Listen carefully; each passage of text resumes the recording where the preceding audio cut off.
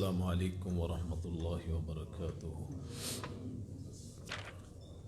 الحمد للہ نحمده ونستعینه ونستغفره ونؤمن به ونتوکل علیہ ونعوذ باللہ من شرور انفسنا ومن سیئات اعمالنا من يهده الله فلا مضل له ومن يضلله فلا هادي له ونشهد أن لا إله إلا الله وحده لا شريك له ونشهد أن محمدا عبده ورسوله اللهم صل على محمد وعلى آل محمد كما صليت على إبراهيم وعلى آل إبراهيم إنك حميد مجيد اللهم بارك على محمد وعلى آل محمد كما باركت على إبراهيم وعلى آل إبراهيم إنك حميد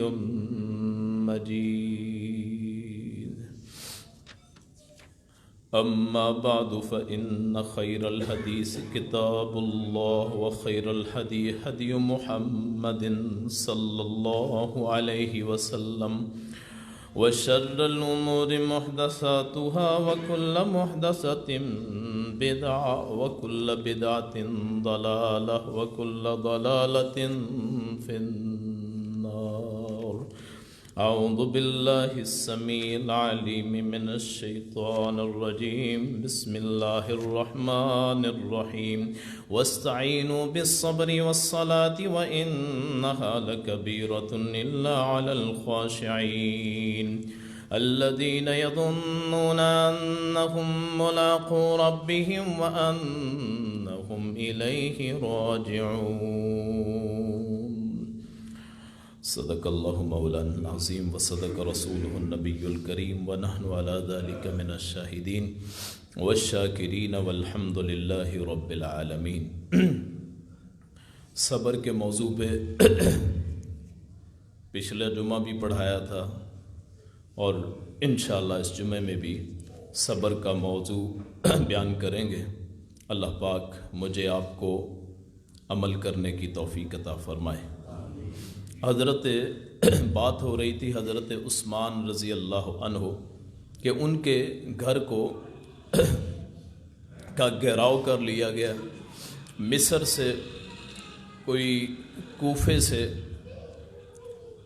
یمن سے، شام سے تقریباً 3000 افراد انہوں نے حضرت عثمان ذو النورین رضی اللہ عنہ ان کے گھر کا گھیراؤ کر لیا۔ تیسرے خلیفہ راشد تھے اور نبی کائنات فخر موجودات حضرت محمد الرسول اللہ صلی اللہ علیہ وسلم کے دوہرے داماد تھے۔ 2 بیٹیاں ان کے گھر میں تھیں حضرت رسول اکرم صلی اللہ علیہ وسلم کی، پہلے حضرت رقیہ اور پھر حضرت ام کلثوم رضی اللہ عنہما۔ یہ آپ کے نکاح میں آئی، حیا والے، شرم والے، اور ایسے حیا والے کہ رسول کائنات صلی اللہ علیہ وسلم نے فرمایا کہ عثمان اتنا حیادار ہے کہ آسمان کے فرشتے بھی اس سے حیا کرتے ہیں۔ ان کے گھر کا گھیراؤ کیا گیا، باغی، اور دن تھے حج کے، تقریباً 17 ذو الحج کے قریب جب لوگوں کی واپسی کا اندیشہ تھا تو ان ظالموں نے آپ کو شہید کر دیا، اور اتنے مظلومانہ شہید کہ کائنات اس کی مثال پیش نہ کر سکے، باوجود کہ خلیفہ ہے، فوجیں 7 بڑے صوبے تھے اسلامی مملکت کے، اور ان 7 صوبوں کی فوجیں آپ کے کنٹرول میں تھیں۔ امیر معاویہ نے بھی کہا رضی اللہ عنہ کہ جی آپ حکم کریں، ہم شام سے فوج لے آتے ہیں۔ مدینے کے جو صحابہ تھے، تابعین تھے، انہوں نے عرض کی کہ اے خلیفۃ المسلمین، آپ ہمیں حکم کریں، ہم ان باغیوں کو بھگا دیتے ہیں۔ تو سیدنا عثمان رضی اللہ عنہ نے فرمایا کہ میں وہ شخص نہیں بننا چاہتا جس کی وجہ سے مدینہ طیبہ میں خون ریزی ہو۔ اور صبر کی انتہا اتنی ہے، کسی پوچھنے والے نے پوچھا کہ جی آپ کی جگہ پہ مصلی پہ کوئی اور کھڑا ہوتا ہے، باغی کھڑے ہوتے ہیں، کیا ان کے پیچھے نماز پڑھ لیں؟ انہوں نے کہا اگر اچھا کرتے ہیں تم بھی اچھا کر لو، نماز پڑھتے ہیں تو پیچھے نماز پڑھ لو۔ کون اتنا صابر اور شاکر ہوگا کہ اپنے جانی دشمنوں کو جو کہتے ہیں کہ یہ چھوڑنا نہیں ہے، وہ کہتا ہے کہ ان کے پیچھے نماز پڑھ لو۔ آج کے جتنے فرقے ہیں ان تمام کا توڑ حضرت عثمان ذو النورین نے فرما دی ہے۔ آج ہماری مسجدیں مخصوص ہو گئی ہیں کہ فلاں مسلک کا بندہ نہ آئے، فلاں مذہب کا بندہ نہ آئے، فتاویٰ، ایک دوسرے پہ فتوے، ایک دوسرے کو جہنمی، اپنے آپ کو جنتی۔ بدقسمتی کی بات ہے کہ ہر مسجد کے علیحدہ علیحدہ قوانین بنے ہوئے ہیں۔ اللہ پاک امت مسلمہ کو اکٹھا فرمائے۔ حسن بصری رضی اللہ عنہ اور رحمۃ اللہ علیہ سے کسی نے پوچھا تھا کہ اگر کوئی آدمی بدعتی ہو، مثلا بدعت کرتا ہے، کیا اس کے پیچھے نماز ہو سکتی ہے؟ تو انہوں نے فرمایا تھا کہ اس کی نماز اس پر ہے، تمہاری نماز تم پر ہے۔ اگر جس مرضی مکتب فکر کے پیچھے چلے جائیں، بریلی مکتبہ فکر کا ہو، دیوبند مکتبہ فکر کا ہو، حتیٰ کہ شیعہ، اس کے پیچھے بھی اگر نماز پڑھ لی جائے، اہل حدیث ہو، تو آدمی کی نماز میں کوئی فرق نہیں پڑتا ہے۔ آدمی کی نماز اس کے اپنے تک ہوتی ہے، امام جانے اللہ جانے۔ تو یہ تفرقے کو ختم کریں، ہر مسجد کو آباد کریں، اپنے محلوں کی مسجد کو، چاہے وہ کسی مکتبہ فکر کی ہو، اللہ پاک مسلمانوں کو ایک ہونے کی توفیق عطا فرمائے۔ تو یہ حضرت عثمان نے پھر اپنی قربانی دے دی، وہ پہرے داروں کو بھی ہٹا دیا کہ جی میرے دربان نہ بنو، اور مسلسل روزے رکھے۔ مدینہ طیبہ میں بیر روما تھا، وہ کنواں ایک یہودی کا جو حضرت عثمان ذو النورین نے رضی اللہ عنہ نے اللہ کے راستے میں وقف کیا تھا، اور نبی کائنات صلی اللہ علیہ وسلم نے ان کو جنت کی بشارت عطا فرمائی تھی۔ اس کنویں کا پانی جو میٹھا کنواں تھا، مدینے کا باقی سارا پانی کھارا تھا، یا پھر مدینے سے 2 راتوں کے فاصلے پہ 2 دن سفر کر کے بہت دور سے پانی لانا پڑتا تھا، ایک وہی کنواں تھا جو میٹھا تھا۔ تو اس کنویں کا پانی حضرت عثمان کو جنہوں نے خریدا تھا اس کے لیے بند کر دیا۔ پھر وہ مسجد نبوی جو کہ تنگ ہو چکی تھی، مسلمانوں کی تعداد زیادہ ہو گئی تھی، اس مسجد کی جتنی وسعت کی وہ ساری زمین بھی، ساری تعمیر بھی اکیلے عثمان ذو النورین رضی اللہ عنہ نے فرمائی تھی۔ اس مسجد میں 2 رکعت نماز پڑھنے سے بھی روک دیا گیا۔ گھر میں بند ہے، کھانا ختم ہو گیا، پانی کھارا پیتے، اور حتیٰ کہ جب بالکل خوراک ختم ہو گئی تو نمک سے بھی روزہ افطار کیا۔ ایک وقت ایسا آیا، اور جس دن شہادت ہونی تھی، اللہ کے رسول اپنی بیوی نائلہ کو کہتے ہیں کہ اے بیوی، آج میرے خواب میں میرے پیر و مرشد، میرے رہنما، میرے مرشد آئے تھے، اور انہوں نے فرمایا تھا عثمان تو بہت مظلوم ہے، آج تو نے روزہ رکھا ہے، پہلے روزے دنیا میں کھولا کرتا تھا، آج محمد کریم کے پاس آگے جنت میں کھولنا۔ اور روزے کی حالت میں عصر کا وقت ہے، سورہ بقرہ کی آیات پڑھتے ہیں، فَسَيَكْفِيكَهُمُ اللَّهُ، یہ آیات پڑھ رہے تھے، فَإِنْ آمَنُوا بِمِثْلِ مَا آمَنْتُمْ بِهِ فَقَدِ اهْتَدَوْا وَإِنْ تَوَلَّوْا فَإِنَّمَا هُمْ فِي شِقَاقٍ فَسَيَكْفِيكَهُمُ اللَّهُ۔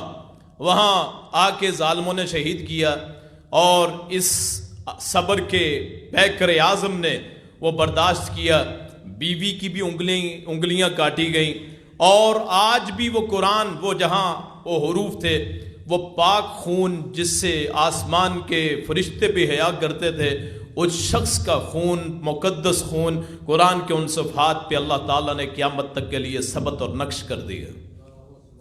صبر کی انتہا ہے۔ پھر مکے کی زندگی میں دیکھیں، عمار بن یاسر کا گھرانہ، یہ ابو جہل کے کنٹرول میں تھے۔ عمر بن ہشام اس کا نام تھا، باپ والد کا نام یاسر تھا، والدہ کا نام سمیہ تھا، غریب لوگ تھے، مزدوری کرتے تھے، ادھر چودراہٹ تھی۔ آج ہم کرتے ہیں نا سیرت النبی بیان کرتے ہیں تو کوئی خوف نہیں ہوتا، سننے والوں کو بھی بولنے والوں کو بھی آسانیاں۔ وہاں پھونک پھونک کے قدم رکھنا پڑتے تھے۔ حضرت عمر رضی اللہ عنہ کی اسلام قبول لانے سے پہلے، ان کے اسلام قبول لانے سے پہلے مسلمان اکٹھے ہو کے خانہ کعبہ میں نماز نہیں پڑھ سکتے تھے، اتنا خوف تھا۔ مولا علی بھی، ابو بکر بھی، یہ سارے صحابہ ہوتے تھے۔ آج ہم بہادری کی داستانیں بیان کرتے ہیں، کسی کو مشکل کشا بنا دیتے ہیں، حاجت روا، تو وہ پاس ہی ہوتے تھے، لیکن ہمت نہیں ہوتی تھی کہ خانہ کعبہ میں عبادت بھی کر لگے۔ وہاں دار ارکم تھا، ارکم بن ارکم کا گھر تھا، جہاں مسلمان اپنی عبادت کیا کرتے تھے۔ آج جتنے یہ قصے سنائے جاتے ہیں نا بہادری کے، یہ اللہ ہی جانتا ہے، اور یا پھر وہ جانتے ہیں جن کے نام پہ منسوب کیا جاتا ہے۔ آج آسان ہے دین بیان کرنا بھی، سنانا بھی، سننا بھی، سبحان اللہ کہنا بھی، نعرہ ہائے تکبیر بلند کرنا بھی۔ وہ دراصل ایسا مشکل دور تھا کہ صحابہ کرام خود کانپتے تھے، جتنے بھی صحابہ تھے۔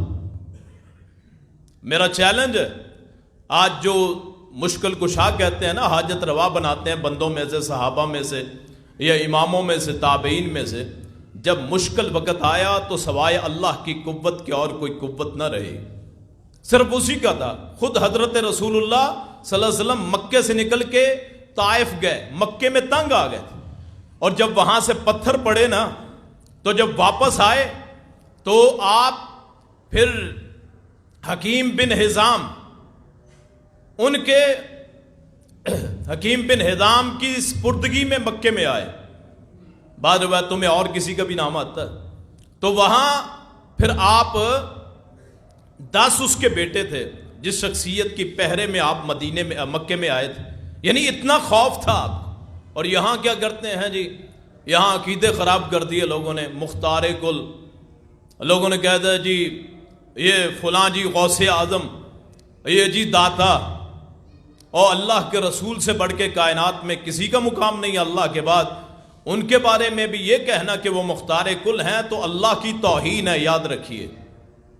ہم نے بندوں کو اللہ کے مقابلے میں کھڑا کر دیا۔ تو انہوں نے صبر اسی لیے کیا ہے۔ اگر ان کے پاس سارا کچھ تھا تو پھر یہ صبر کرنے کی، مشکلات برداشت کرنے کی کیا ضرورت؟ اگر سارے اختیار تھے، اب کوئی اللہ کو مار کے دکھائے، ذرا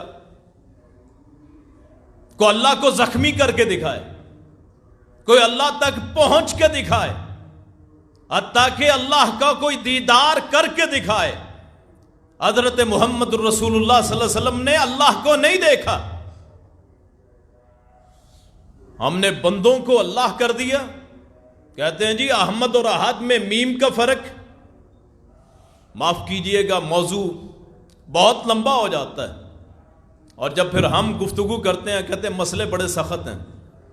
دین کے مسئلے میں نہ کوئی نرمی ہے، نہ کوئی مداحنت، نہ کوئی مفاہمت۔ عقیدے کے مسئلے میں صحابہ نے مارے کھائی ہیں، ہمیں کوئی گالی دے دو تو خوش آمدید، کوئی مجھے برا کہے جی ایک اللہ کی بات کرتا ہے تو مجھے بہت خوشی ہوگی، کوئی مجھے گالی نکالے اس موضوع پہ کہ ایک اللہ کے سارے اختیار اللہ کو دے دیے، جو اتنے بزرگ ہیں ان کی توہین ہوتی ہے، ان کو یہ نہیں علم ہے کہ توہین اللہ ہوتی ہے، پھر اللہ کے اختیار لوگوں کو بانٹ دیے۔ عمار کے والد شہید کیے گئے، یاسر اسلام کا پہلا شہید، یاسر اللہ کے رسول جب گزرتے تو فرماتے اسبروا علی یاسر، اے یاسر، اے تیرا گھرانہ عمار ہے، سمیہ، آج صبر کر لو، اللہ نے تمہارے لیے جنت تیار کر دی۔ عمار شہید کیا، یاسر شہید ہوئے، بیوی سمیہ، دو جانور لائے گئے، ایک یہ ٹانگ باندھ کے ادھر دوڑا دیا، ایک ادھر ٹانگ باندھ کے دوڑا دیا، درمیان میں دو ٹکڑوں میں تقسیم ہو گئی۔ یہ ہے صبر، صبر کی انتہا اپنے اللہ کے لیے۔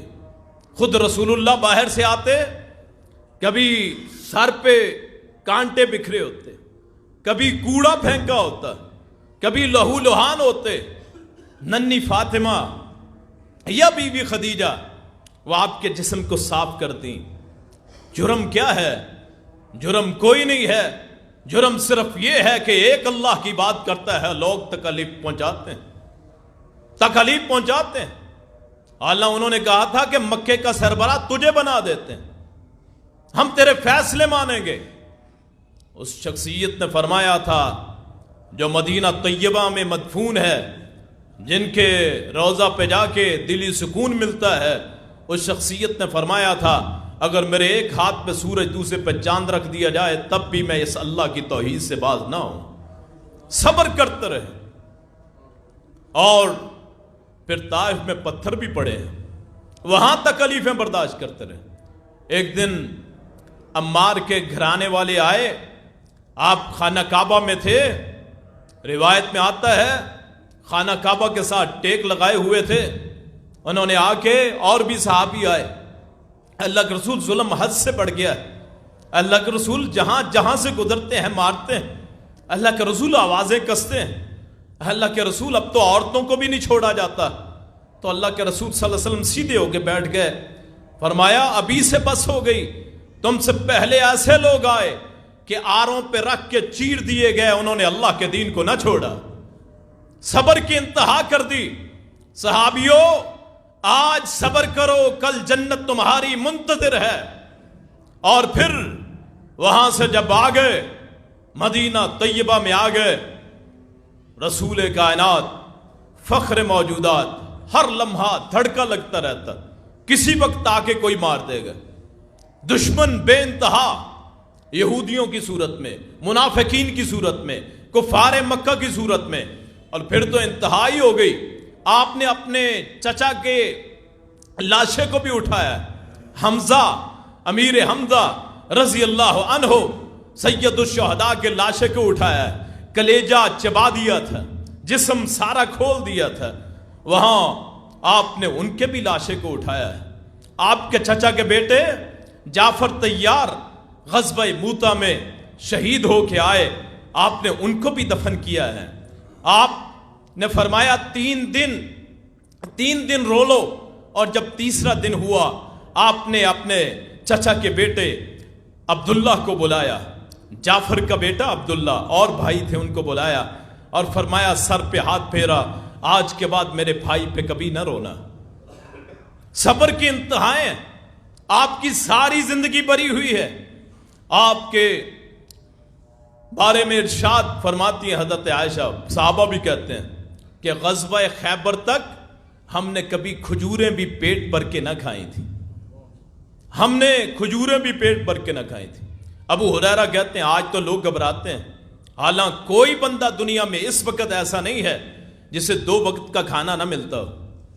ہر غریب سے غریب بندہ بھی سستے سے سستا لباس پہن لے۔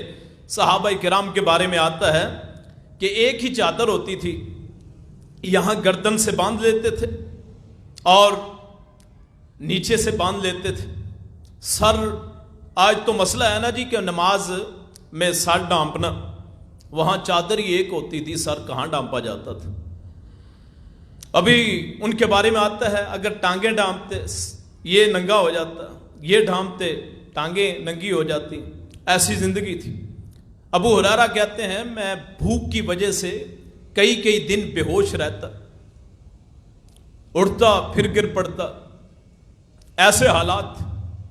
ایک وقت ایسا آیا کہ ایک کھجور پہ گزارا کیا، ایک کھجور پہ۔ خود میرے رسول نے فرمایا تھا اللہم ارزقنی رزقاً کفافاً، اے اللہ مجھے ایسا رزق دینا کہ جو برو برابر ہو، ایک وقت کھاؤں ایک وقت صبر کروں، جب کھاؤں تو شکر کروں، جب بھوکا رہوں تو صبر کروں، تجھے یاد رکھوں۔ اور میرا رسول نے فرمایا تھا اللہم احینی مسکیناً امتنی مسکیناً واحشرنی فی زمرۃ المساکین، اے اللہ دنیا میں مجھے مسکین رکھنا، موت آئے مسکین والی موت دینا، مسکینی والی، اور کل جب قیامت کا دن ہو تو مجھے فقیروں مسکینوں میں اٹھانا۔ رسول اللہ جب فوت ہوئے صلی اللہ علیہ وسلم، یہ صبر کی انتہا ہے۔ اللہ نے کہا تھا اگر آپ چاہتے ہیں تو میں اس شہر کو میں سونے کا بنا دوں، سونے کا بنا دوں، اللہ کی پیشکش تھی، لیکن ان امتیوں کے لیے، میرے اور آپ کے لیے، اس شخصیت نے اپنی ساری زندگی صبر میں گزار دی۔ کہیں میری امت کو ایسی مشکلات آ جائیں تو انہوں نے زندگی کیسے گزارنی ہے۔ لقد کان لکم فی رسول اللہ اسوۃ حسنہ، یہ زندگی گزار کے گئے۔ جب فوت ہوئے تو آپ کی تلوار اور زرہ ایک یہودی کے پاس رکھی ہوئی تھی، مکروز فوت ہوئے۔ کائنات کی رحمت ہے، مکروز فوت ہوئے۔ کسی کا مرتبہ ہے اتنا؟ معراج، تمام آسمانوں سے اوپر چلے گئے اپنے اللہ کے پاس، ساری کائنات نیچے، لیکن زندگی کیسی ہے کہ آپ مکروز فوت ہوتے ہیں، پیسے دینے۔ ابو بکر صدیق جب فوت ہونے لگے تو بیٹی عائشہ نے کہا بابا آپ کیا کفن ہم اچھا کر دیں؟ بیٹی یہ لباس تو زندوں کے لیے ہوا کرتے ہیں، جب آدمی مر جاتا ہے جس مرضی کفن میں، جس مرضی سوٹ میں، کپڑے میں اسے دفنا دو، اس نے کہاں اٹھ کے دیکھنا ہوتا ہے۔ یہ ایسی زندگی تھی۔ پھر مولا علی رضی اللہ عنہ، فقیر درویش، شادی جب ہوئی حضرت فاطمہ سے تو ولیمے کے لیے، پکانے کے لیے رقم نہ تھی۔ اتنی غربت۔ آج مسلمان کہتا ہے بے روزگاری ہے، یہ حقیقت ہے کہ غربت کبھی کبھی کفر بن جاتی ہے۔ آدمی غربت کے لیے، امیری کے لیے کبھی کبھی دین بیچ ڈالتا ہے۔ کتنے لوگ قادیانی ہو گئے، کتنے لوگ عیسائی بن گئے کہ جی باہر کا ویزا لگ جائے گا، گھر مل جائے گا، پلاٹ مل جائیں گے۔ تو یہ غربت سے پناہ مانگنی چاہیے، لیکن ساتھ ساتھ ایمان کی سلامتی بھی اللہ سے مانگنی چاہیے۔ یہ درویش آدمی، اور پھر شہید ہوئے، برداشت کیا۔ مولا علی رضی اللہ عنہ کوفے کی مسجد میں وہ دروازے پہ شہید ہوئے، قاتل پکڑ لیا گیا تو فرمایا جب تک میں مروں نہ اسے تم مارنا مت۔ یہ نہیں جی پکڑ کے مار دو، اپنی ذات کے لیے کبھی انتقام نہ لیا، اسے ہی صبر کہتے ہیں۔ صبر کا لغوی معنی ہے اپنے آپ کو باندھ لینا کسی چیز پہ، اللہ کے دین پہ باندھ لینا، اس سے بڑا صبر اجر کیا ہوگا؟ اللہ اکبر، یہ دین ہے، اور اس دین میں اللہ تعالیٰ نے صبر کو بڑی اہمیت دی ہے۔ اللہ نے کہا مدد مانگو صبر کے ساتھ، پھر نماز کے ساتھ۔ صبر کے ساتھ مدد کیا ہے؟ صبر کرو اللہ مدد کرے گا۔ اپنے آپ کو اللہ کی راہ میں بچھا دو، اور اللہ سے مانگنا اور بات ہے، لیکن جو اللہ دے دے اس پہ راضی ہونا سب سے بڑی بات۔ کسی نے پوچھا تھا یا رسول اللہ صلی اللہ علیہ وسلم، اور مایا اللہ کہ مجھے کیسے پتا چلے گا کہ میرا اللہ مجھ سے راضی ہے؟ آئیے آج کے نوجوان کے لیے، آج کے بھائی کے لیے جو کہتے ہیں غربت بڑی ہے، گناہ تو کوئی یاد نہیں، بس سختیاں آئی ہوئی ہیں، کسی نے کچھ کر دیا، روزی روک دیے۔ میرا رسول نے فرمایا کہ اللہ راضی کب ہوگا؟ جب اللہ نے جو دیا ہے اس پہ اپنے آپ کو شاکر رکھنا۔ جو مجھے اللہ نے دے دیا اس پہ اپنے آپ کو کارمند رکھنا، اے اللہ میں تجھ سے راضی۔ یہ کلمہ ہر وقت جیسے حالات میں الحمدللہ، کوئی پوچھے کیسے حالات ہیں؟ الحمدللہ۔ تکالیف، مصیبتیں، میرا رسول نے فرمایا جو بندہ صبر کرتا ہے، مثلا آنکھیں چلی گئی، فرمایا جس کی اللہ تعالیٰ دو معزز چیزیں لے گئے، آنکھیں، فرمایا اس کے لیے جنت واجب ہو گئی۔ کوئی عضو ضائع ہو گیا، صبر کیا، جنت واجب ہو گئی۔ معذوری مل گئی، صبر کیا، جنت واجب ہو گئی۔ گھریلو مشکلات ہیں، کوئی بہن بیمار ہے یا طلاق ہو کے گھر میں آ گئی ہے بیٹی یا بہن، تو پھر اپنی اللہ کی رضا کے لیے اس پہ خرچ بھی کریں، اللہ کا پھر بھی شکر کریں، اللہ کی جنت واجب ہو جاتی۔ جو اپنے آپ پہ روک کے بچوں پہ خرچ کرتا ہے یہ بھی صبر کی قسم ہے، ضرورت خود کو بھی ہے، لیکن کہیں میرے بچے بھوکے نہ رہ جائیں۔ جو ان کی عیالت کرتا ہے یہ بھی صدقہ ہے، اجر کا باعث۔ اور پھر دنیاوی ہر چیز پہ اپنے آپ کو روک لینا۔ صبر خوشی میں بھی ہوتا ہے، غمی میں بھی ہوتا ہے۔ اپنے آپ کو روک لینا خوشی میں، شادی کے موقع پہ آپے سے باہر نہ ہو، یہ بھی بہت بڑا صبر ہے۔ اپنا حق مانگتے ہوئے نرمی کر لینا بھی صبر ہے۔ میرا رسول نے فرمایا صلی اللہ علیہ وسلم، جو بندہ حق پہ ہو،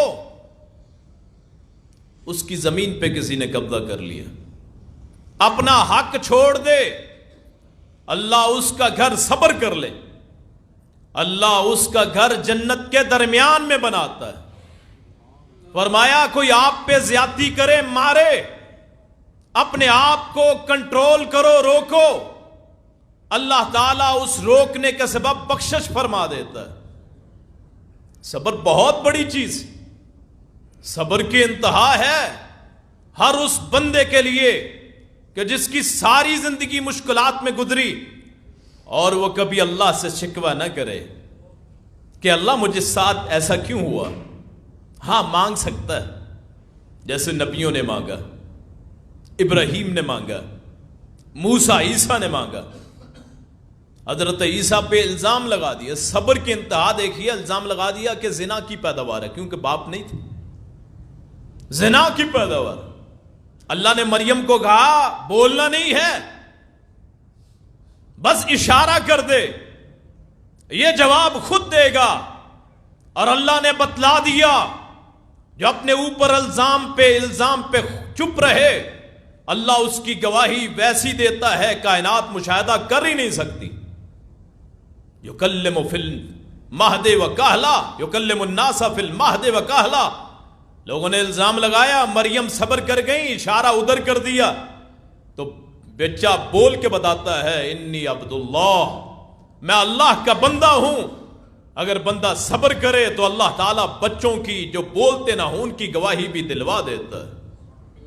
یوسف علیہ السلام، اللہ صبر کی انتہا، چھوٹی عمر میں بھائیوں نے پکڑ کے کنویں میں پھینک دیا۔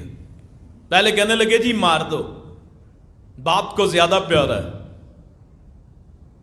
2 ماؤں سے تھے، 12 بھائی، 10 ایک ماں میں سے اور 2 ایک ماں میں سے۔ انہوں نے کہا جی اس کو مار ڈالو، چھوڑنا نہیں ہے۔ ایک نے کہا نہیں یار مارو نہ، ایسا کرو اسے کسی کنویں میں پھینک دیتے ہیں یا دور چھوڑ آتے ہیں۔ ابا جی ساتھ لے کے جانا ہے۔ تم نے کیا کرنا ہے؟ یہ کھیلے کودے، بڑا ہو رہا ہے، کھائے پیے، یرتا و یلعب، کھائے پیے کھیلے کودے۔ انہوں نے کہا مجھے ڈر ہے کہ بیڑیا کھا جائے گا۔ اس نے کہا ہم سے بڑا کون سا بیڑیا ہو سکتا ہے، ہمارے ہوتے ہوئے کون کھا سکتا ہے؟ ہم نے تو پہلے ہی ارادہ کر لیا، دلوں میں یہی کہا کہ ہم تو بھیڑیے، سب سے بڑے تو ہم ہیں۔ یہ حسد جو ہے نا، حسد، یہ بھائیوں کا قتل کروا دیتا ہے، یہ دوستوں کو دوستوں سے مروا دیتا ہے۔ کسی کو عزت زیادہ مل جائے، خواب جو دیکھ لیا تھا، تعبیر یہ کہ ہاں اپنے آپ کو بڑا سمجھتا ہے، ہم اسے سجدہ کریں۔ اللہ نے کہا ابھی سجدہ نہیں کروانا، مصر کا بادشاہ بنا کے پھر سجدہ کروانا۔ کنویں میں پھینک دیا، اور وہاں سے نکلتے نکلتے صبر کی انتہا ہے، ساری زندگی کبھی تذکرہ بھی نہ کیا، اللہ سے شکوہ بھی نہ کیا۔ وہاں سے غلام بنے، وہاں سے عورتوں کا الزام لگا، 7 سال تک جیل میں رہے بغیر کسی جرم کے، کبھی اللہ سے شکوہ نہ کیا۔ اور پھر جب خواب کی تعبیر بتلا دی، بادشاہ نے کہا آ جاؤ، کہا، اس نے کہا اس کو لے آؤ، تو وہاں بھی کوئی شکوہ نہ کیا۔ بلکہ وہ جس کو پہلے خواب کی تعبیر بتائی تھی 2 آدمیوں کو کہ ایک جو ہے وہ بادشاہ کی خدمت کرے گا، ایک کو سولی دیا جائے گا، اب جو بچ کے گیا تھا اس سے صرف اتنا کہا تھا کہ اذکرنی عند ربک، کہ اپنے مالک کے پاس جا کے بتانا کہ ایک بے گناہ بندہ جیل میں ہے، کوئی جرم نہیں ہے، غلطی عورتوں کی ہے، جیل میں اسے ڈال دیا گیا۔ اسی لیے کہا یوسف ایھا الصدیق، ہے یوسف انتہائی سچے۔ کائنات میں 2 بندوں کو لقب ملا ہے، حضرت یوسف کو ملا ہے یا ابو بکر صدیق کو ملا ہے، سچائی کی انتہا پہ۔ وہاں سے کہا آ جاؤ، بادشاہ نے، ہمارے پاس کسی بڑے آدمی کا، سیاسی لیڈر کا خاتی آ جائے، فون آ جائے، میسج آ جائے تو فیس بک پہ، واٹس ایپ پہ شیئر کر دیتے ہیں، جی مجھے میرے اتنے تعلقات ہیں۔ کیوں جی؟ سیلفیاں لے لے کے کسی بڑے بندے سے ملاقات ہو، آؤ جی سیلفی لے لو، عجیب بیماری چل نکلی۔ موبائل رکھ دیے ہیں، اللہ نے پیسہ دیا ہے تو سیلفی لینے کا شوق ہے۔ یہ شکل جو آج خوبصورت ہے کل بگڑ جائے گی، قبروں میں چلی جائے گی۔ اللہ کو ناراض کرتے ہیں، تصویر حرام ہے، ہاں آپ پاسپورٹ بناتے ہیں، پیسے پہ ہے، یہ آپ کی مجبوری ہے، شناختی کارڈ ہے، مجبوری ہے، جہاں بھی مجبوری ہو۔ اب میں اس کو پسند نہیں کرتا، یہ جو کیمرہ ہے اس کو پسند نہیں کرتا، نہ ہمیں ان کی ضرورت ہے، عزت ذلت اللہ کے ہاتھ میں ہے، اس نے دینی ہوتی ہے، یہ دلوں میں محبت ہوتی ہے، شکلوں پہ نہیں ہوتی۔ مجبوری میں آدمی بعض جگہ بے بس ہوتا ہے، تو ادھر سے پیغام آ گیا کہ جی اس کو میرے پاس لاؤ۔ اتنا قابل آدمی جیل میں ڈالا ہو، اتنا قابل آدمی جیل میں ہے اور تم یہاں موجود ہو۔ پیغام آیا، بادشاہ نے کہا جی یوسف کو بلاؤ۔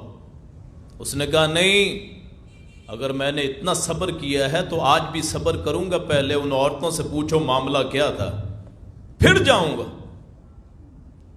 صبر کی انتہا اس وقت بھی ہوتی ہے جب کال پڑ گئی، قحط پڑ گیا، یہ عزیز مصر بن گئے، بھائیوں پتہ تھا کہ آئیں گے وہاں سے کینان سے، باپ کی یاد بھی آتی تھی، بوڑھا باپ نبی یعقوب، وہ میرا بابا مجھے یاد کرتا ہوگا، ایک ایک واقعہ دل پہ نقش ہے۔ اس چھوٹے سے بچے سے بڑا ہوا جیل میں، پھر اب تخت پہ بیٹھ گیا ہے اور بادشاہ کا مقرب بن گیا ہے۔ آج دل میں ہے میرے بھائی آئیں گے، چھپ چھپ کے دیکھنے لگے، میرے بھائی اب بڑے ہو گئے ہوں گے، حالانکہ یہ وہی بھائی تھے جنہوں نے کنویں میں پھینکا تھا، ان کو چھپ چھپ کے دیکھتے ہیں، پھر ان سے بات کرتے ہیں کہ اپنے دل کو ٹھنڈا کرتے ہیں۔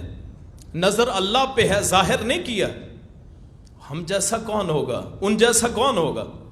ہمیں کوئی تکالیفیں دیں، جب موقع ملتا ہے ہم اپنی کیڑ نکالتے ہیں، اپنا بدلہ لیتے ہیں، اختیار بھی ہے۔ ادھر بھوکے پیاسے ہیں، تھوڑے سے پیسے جو لے کے آئے تھے گندم خریدنے کے لیے، جن کی وقت ہی کوئی نہیں تھی، پکڑ کے جو مرضی کر دیتے۔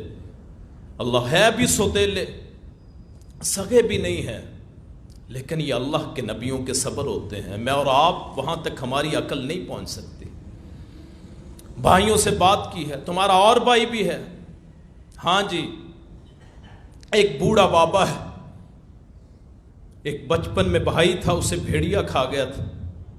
یوسف کو کہانی سناتے ہیں، اور یوسف کے دل پہ کیا بیتتی ہوگی کہ میرے در پہ آ کے کھانا میرا کھا کے پھر جھوٹ بولتے ہیں۔ اچھا، اپنے اس بھائی کو لے کے آنا جو ایک بھائی رہتا ہے۔ اگلی مرتبہ پھر بابا یعقوب سے بیٹوں نے پوچھا کہ ہم نے لے کے جانا ہے، وہاں سے پھر گندم ملے گی، پھر گندم ملے گی۔ اب تو پیسے بھی واپس کر دیے ہیں۔ کہا هل آمنکم الا کما امنتکم علی اخی من قبل، ایسا ہی اعتبار کروں گا جیسے اس کے بھائی پہ اعتبار کیا تھا۔ پھر پکا عہد لیا، دل پہ پتھر باندھ لیا کہ اس ماں میں سے 2 بیٹے تھے، ایک تو پہلے ہی انہوں نے مار دیا یا کہیں غائب ہو گیا، گم ہو گیا، برسوں ہو گئے مجھے مانگتے، میں پیغمبر ہوں، یعقوب پیغمبر ہوں، اللہ اور پیغمبر نہیں، پیغمبر کا بیٹا، پیغمبر کا پوتا اسحاق نبی۔ آج ہم واسطے دیتے ہیں نا، یا نبی، واسطہ علی، ان سے بڑی کون شخصیت؟ خود پیغمبر، وحی آتی تھی، فرشتے اترتے تھے، باپ اسحاق پیغمبر، دادا وہ پیغمبروں کا باپ، بڑا پیغمبر ابراہیم، کبھی واسطہ نہ ڈالا علیہ الصلوۃ والسلام۔ ہم پہ کیا ہے؟ یہ من کے پہنے ہوئے، چھلے پہنے ہوئے، داغے باندھے ہوئے، تعویذ لٹکائے ہوئے، تصویریں پیروں مرشدوں کی، سارے غیر اسلامی کام، شرک۔ کوئی بزرگ ہے اس کی نیکی اس تک ہے بس۔ آج صبر یہی پیغام دیتا ہے، ایسے کنٹرول کرو جیسے یعقوب نے اپنے بیٹے کی گمشدگی پہ کیا۔ وہاں پھر الزام لگ گیا جی بنیامین نے چوری کر لی، حالانکہ خود رکھوایا تھا، جو بھی ہوا تھا۔